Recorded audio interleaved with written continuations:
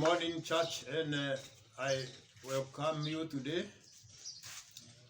Today, 7th of June, the year 2020, and God is gracious because by His mighty hand, you and me are alive, and may we rejoice and be glad in Him.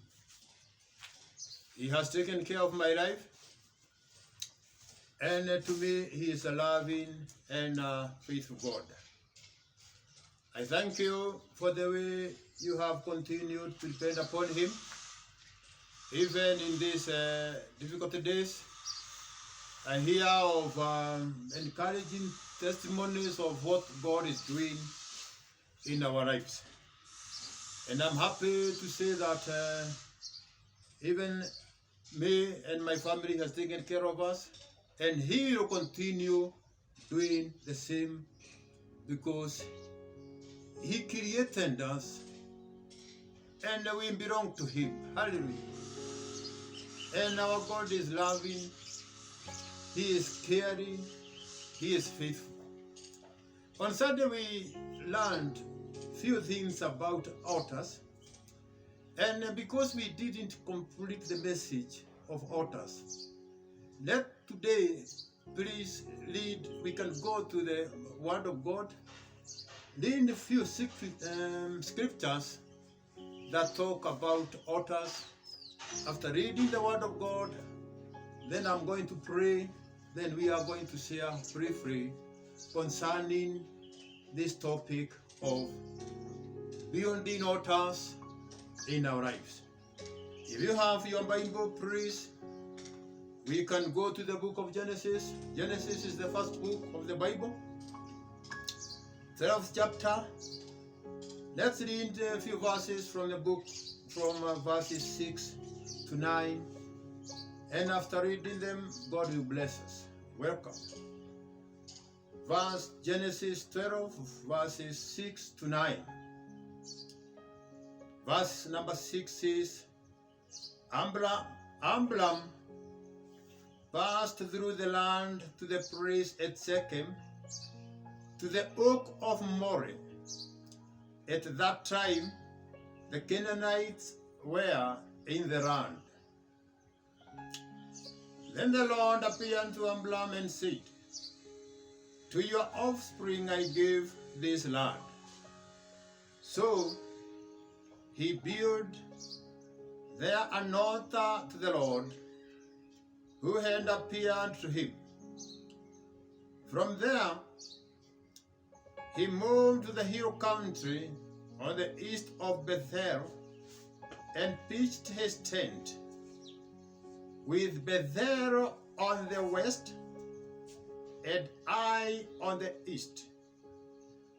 And there he built an altar to the Lord, and called upon the name of the Lord. And Abram journeyed on, still going toward the Negev. Our Father, we are grateful this morning.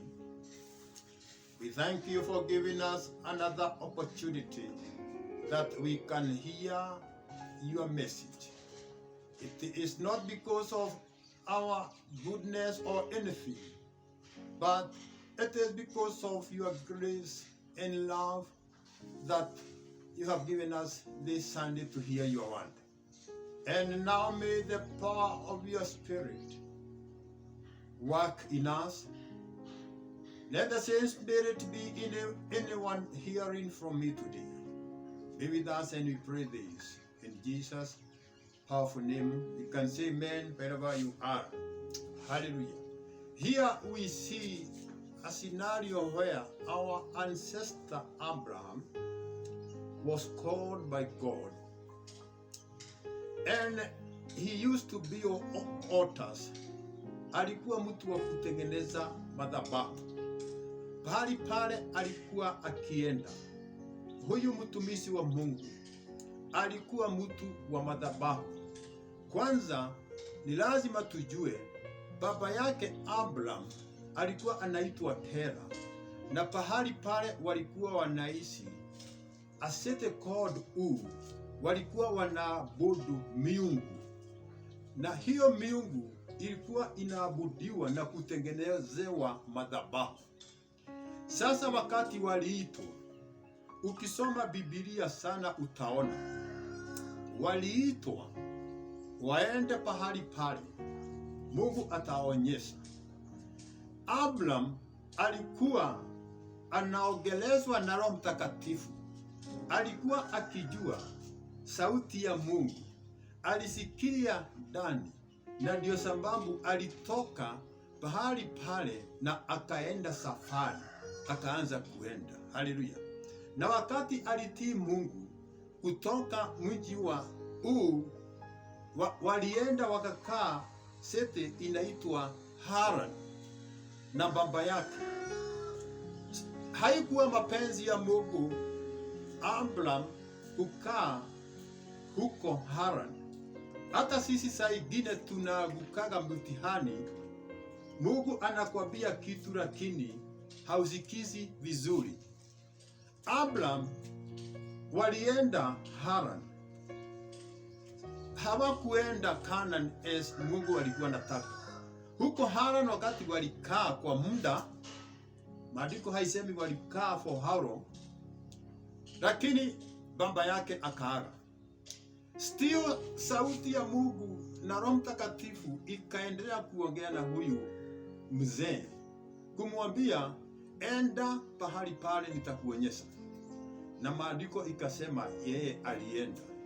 Na wakati alienda akafika pale Canaan, akatengeneza madhabahu, akaabudu Mungu wa ukweli. Maandiko ikasema alitengeneza madhabahu. Katika hiyo madhabahu akaabudu Mungu, yule Mungu aliongea na yeye. Sasa maisha ya Abraham ilikuwa maisha ya kutengeneza madhabahu. Haleluya! Madhabahu ni kitu kimoja ningetaka kusema, kwa sababu pengine hatuna wakati mwingi wa kuexplain. Madhabahu it is a living, it is inakuwa na uhai. Na hii madhabahu inaongeaga kuhusu maisha yako. Tuliona Abraham ile madhabahu alitengeneza akaabudu Mungu, ilikuwa na nguvu sana na ilifungua mbingu. Haleluya! Hapa ningetaka unisikilize sana, wewe unanisikia. Ile madhabahu mtumishi wetu alitengeneza na akaabudu na akatoa sacrifices. Alikuwa akifanya hiyo kila wakati. Hapa tunaona mara mbili akitengeneza madhabahu. Pahali pote alikuwa naenda, alikuwa anaweka madhabahu. Baada ya kutengeneza madhabahu, yeye mwenyewe alikuwa anaabudu. Kuabudu ni dhabihu alikuwa anatoa katika hiyo madhabahu.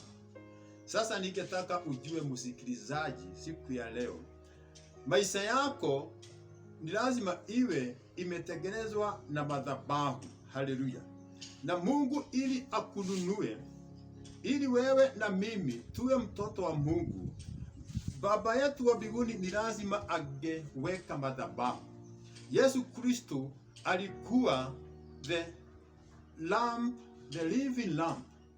Alipelekwa msalabani, Mungu akaweka madhabahu ili mimi na wewe tupate the best from God. Hii madhabahu mtumishi wa Mungu alianza. Ile kitu tungetaka tuseme siku ya leo, madhabahu inakuwa uhai. Kitu ya pili, the altar speak. Either inaweza kuongea mambo mabaya au mambo mazuri. Alafu kitu ingine, kuna madhabahu ya shetani na madhabahu ya Mungu. Siku ya leo hata sisi wa Kristo tumeshindwa ku differentiate, kujua huyu mtu amepata hii kwa sababu ya madhabahu gani. Kitu ingine, katika madhabahu nguvu ya madhabahu inategemea ile dhabihu imewekwa katika hiyo altar. Haleluya. Hii ni somo pengine gumu kwako, lakini because as long as you arrive itafanya kazi katika maisha yako.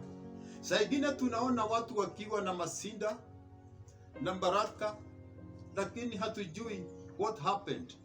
Madhabahu ina nguvu ya kuongea hata kuaffect your life, even the future generations, even the generation your children, the children of your children, the children of your children. Hallelujah. Ile madhabahu yote Abraham aliweka ilikuwa na nguvu kwa watoto wake.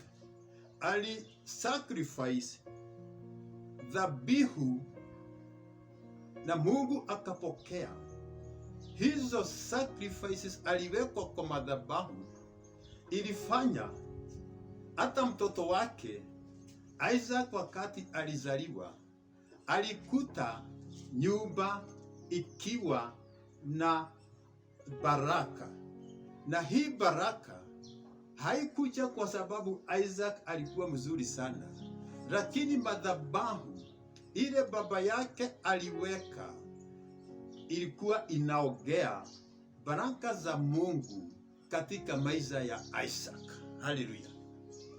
Alafu Isaac wakati alioa na watoto wake akapata watoto, yeye alifanya kazi ile baba yake alikuwa anafanya, kujenga madhabahu.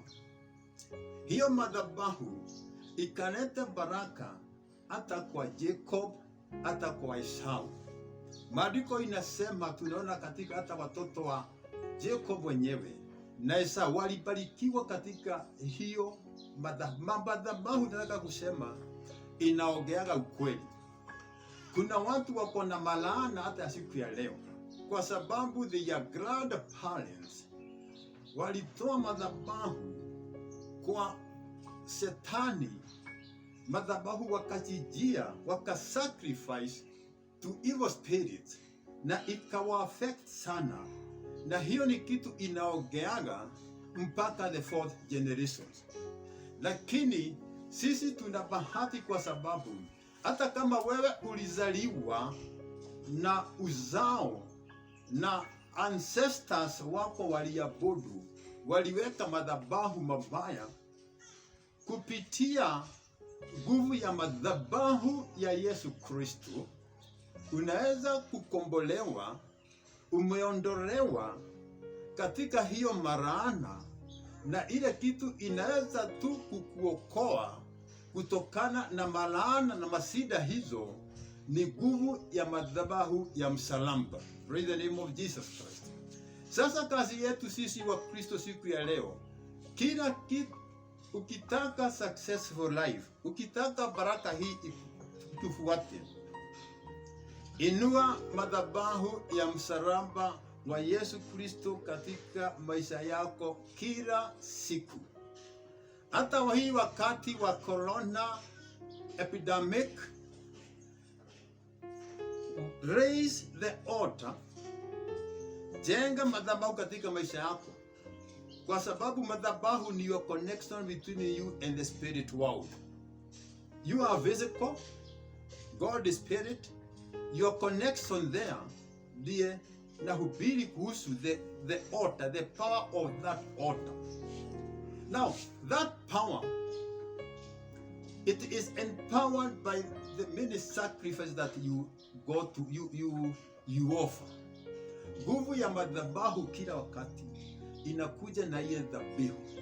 Kuna watu wanajenga madhabahu lakini hakuna sacrifices. Hakuna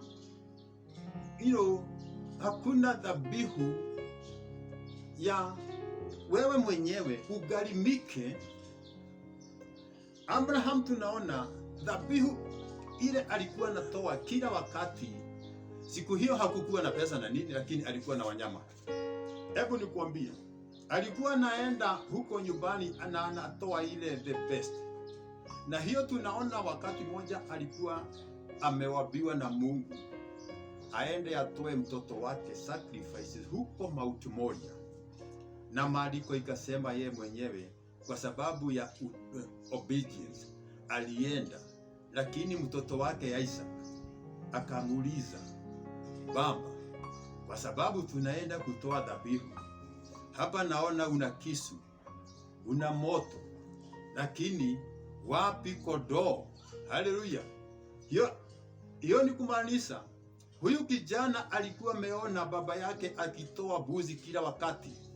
Yeye mwenyewe alikuwa mtu wa kutoa dhabihu kwa madhabahu, na hiyo ndio ilifanya hata wana wa Israeli siku yote wabarikiwe. Hiyo madhabahu ilifanya hata Mungu mwenyewe kulete mtu anaitwa Levi. Levi ni mtoto wa ine kutoka Abraham, na from Levi we have the Levites. Even today we have watu wanaitwa Levites. Hallelujah.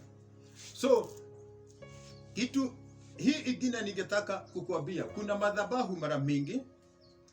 Kwa first of all tumeona kuna madhabahu yako mwenyewe, kuna madhabahu ya kifamilia, kuna madhabahu ya ndoa, hata mataifa, kuna madhabahu ya mabiashara.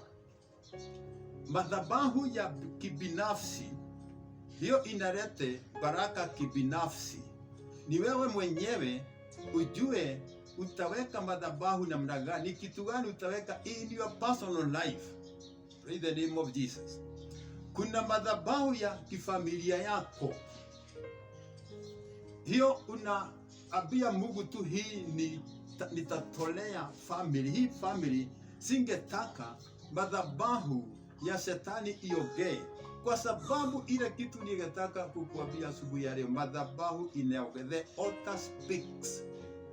Kama hakuna kitu ingine utapata leo, understand this.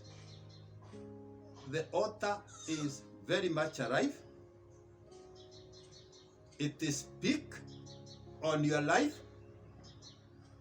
It can speak blessings or curses. It can speak death or life. It has power to prolong your life or have short life.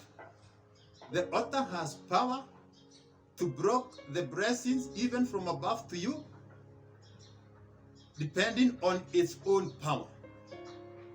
Sasa, that altar, because it has power to speak and it is alive, you have to be in spirit so much to make sure that in your life, the altar that is speaking always is the cross. In the name of Jesus. When you exalt the altar on the cross in your life, you are an overcomer. Anytime you exalt the blood of Jesus Christ, other altars that were spoken against your life, yote nguvu zake zinamalizwa. Ukiinua nguvu ya msalaba wa Yesu katika maisha yako, hata kama pengine mwalimu wako, yule mtu ako juu yako, anaweza kaonena mambo mabaya kwako, be it a parent, anaweza kanena mambo mabaya ikuaffect mwalimu wako, uchungaji wako, president wako, kwa sababu hawa watu wako juu yako. Sasa ni kazi yako wewe ukiwa individual, unainua, hallelujah, kila wakati asubuhi, hata ukifanya kazi, exalt the altar of Jesus, because hiyo madhabahu inaogea nguvu ya Mungu katika maisha yako yote. Hallelujah. It has power to break the powers of all the satanic altars that your ancestors, your friends, your parents, because tumeona hata siku ya leo kuna wazazi wanaogea mabaya kwa watoto wao. Pengine mlikosana, amekutukana, na kwa sababu ni mzazi, na kwa sababu kuna nguvu ya damu, hiyo maneno inakuaffect.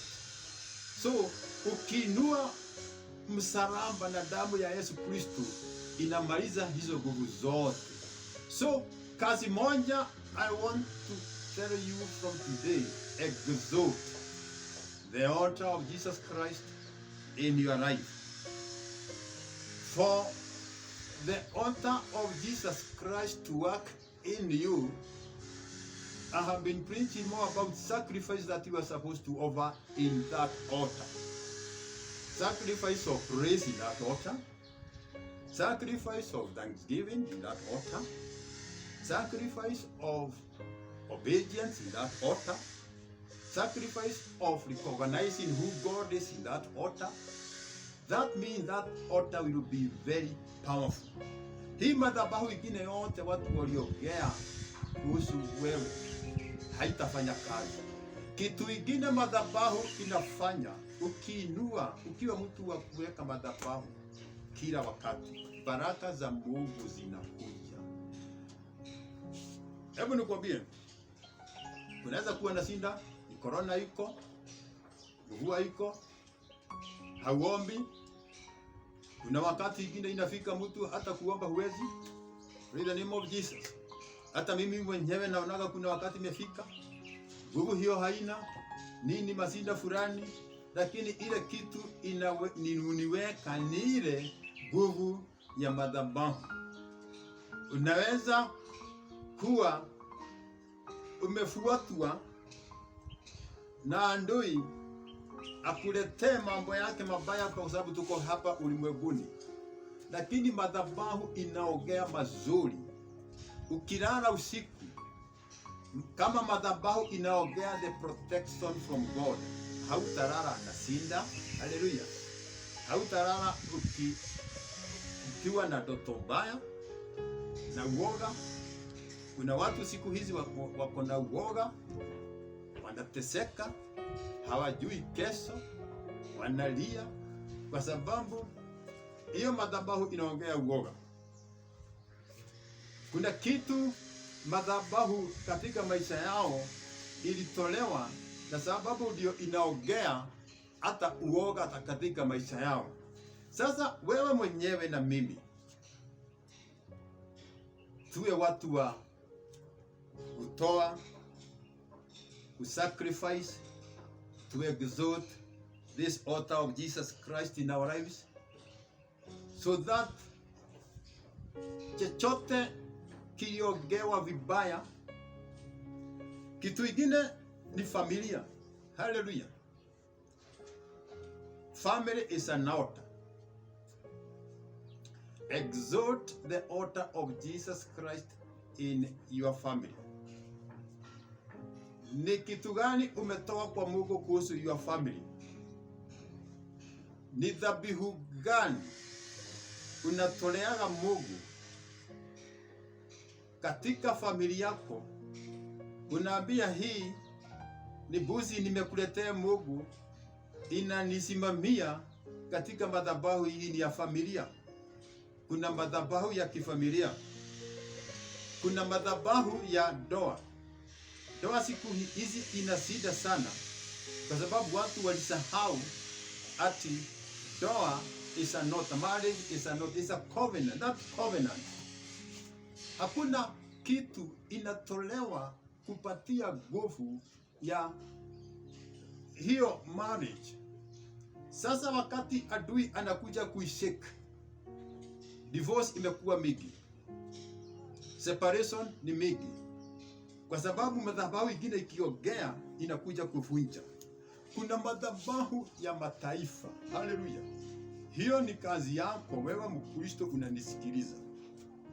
Kama Kenya kuna madhabahu iliwekwa, watu wale walianzisha nichi, hatujui ile kitu walitoa kwa madhabahu. Ni sisi tumepatiwa Roho wetu Mtakatifu to dig deep, tujue hawa watu waliabudu namna gani. Ni Mungu wa ukweli. walitolea madhabahu au ni mungu mwingine, ili wakati wa maombi yetu tuombe, na kama kuna kitu raise katika madhabahu ya Yesu Kristo tutoe, ili at least itakuwa na nguvu na iside ile madhabahu wale walitoa. Nitamaliza madhabahu ile nimeona mingi sana ikifanya kazi vibaya sana siku hizi, ni hii mambo ya biashara. Hata kama na kazi, waganga wamekuwa wengi. Ukienda kwa mganga, hiyo ni madhabahu ya Shetani unainua juu. Lakini hebu nikuambie, wakati yoyote usiku unaenda pale, katika maisha yako unajiletea laana. Na kama wazazi wako, your teacher aliabudu na aliweka biashara, hata kama ni kampuni na iko kubwa namna gani, na ni madhabahu mabaya imewekwa pale, itakuwa na maisha, italete mabaya katika maisha yako. It's for you, the believer, to exalt the altar of Jesus Christ, that it can demolish all the effects of the satanic altars in the business, be it in government office, be it in anywhere. I've seen even today watu wakiweka duka hapa kwetu hii mji, unaweka duka, lakini badala ya kuinua madhabahu ya Yesu, unaenda usiku kusacrifice to demons. Muganga anakuambia mulete pesa fulani, ati ndoa yako itambarikiwa, utapata watoto. Muganga anakuambia mulete kitu. Hiyo mambo nimeona wa Kristo na ni wakitoka nyumba ya Mungu wanaenda kutoa hizo madhabahu mabaya, lakini ni kwa sababu ya they do not know that the only altar that can speak the blessing from God is for you and me to exalt the altar of Jesus Christ in your life.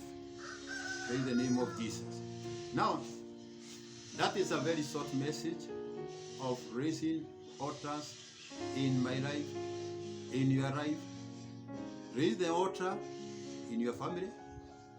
You can build an altar in your business. Hata kama umeandikwa, raise an altar in that family, in that company. The boss may not know. Katika ukoo wako, you can build an altar. Na unaambia Mungu, hii ni madhabahu, nimeleta hii kwako Mungu katika hii madhabahu, ili ukoo wetu usiwe na laana. Wewe mwaminio wa Yesu Kristo, ni wewe unajibu.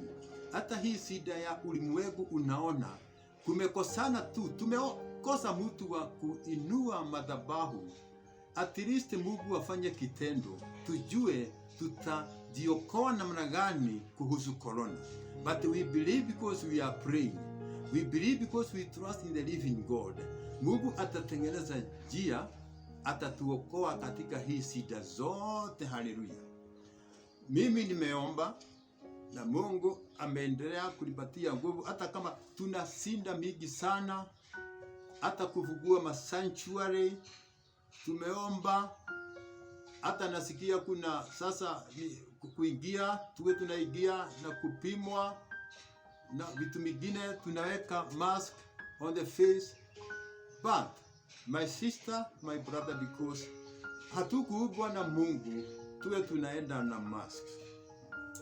Hatukuubwa na Mungu tuwe tuna keep distance, kwa sababu Roho Mtakatifu ni wa kuleta love and the fellowship. Na maandiko inasema tuwe tunakutana mara kwa mara, tuna break the bread together. Na Yesu akasema, where two or three are gathered, there I am. Ni lazima to expect this from God, this restoration. We have to raise and to speak the powerful blood of Jesus in our lives. We have to exalt the altar of Calvary. A time like now, so that we may experience restoration. Hallelujah. I see God restoring us. He is a God of love, restoration, and our fellowships will be restored. Our preaching, our going on lessons will be restored. Let me end there, my brother. I trust that the word of God is being in your life wherever you are. You may be far from me. You may be alone. But your relationship between you and God counts a lot. The altar that you are raising in your life, it will do work wherever you are. Raise the altar of Jesus Christ in you. Exalt. Allow me to pray so that the blessing of God will be with you in this month of June, in this year. May the blessings of God be with you wherever you are. He is a God of success. He wants you to be successful in your work. He wants your prayers to be answered. Hallelujah. Our Father and our God, we thank you for your word today. Any power that the altars are speaking against your people today, any unclean altars that our forefathers spoke, even concerning the land, we break them in Jesus' name. I exalt the altar of Jesus Christ in the land of Kenya. I exalt the altar of Jesus Christ on earth. I raise that altar of Jesus Christ that speaks forgiveness of sin. This altar, it speaks healing from corona. This is the altar I exalt today. Our Father, I praise you because in this altar, there is all the blessings of God into this world. And this morning, I raise that altar. I build that altar in the whole earth, in our church, in our families, in our schools, in our children, wherever. I raise that altar of Jesus Christ. And may the blood of Jesus Christ speak now from today onwards. For I have prayed this, believing and trusting in Jesus' powerful name. You can say amen wherever you are. Thank you very much for listening today. May God give you a successful week. Continue in prayer and also in the word of God wherever you are. God bless you.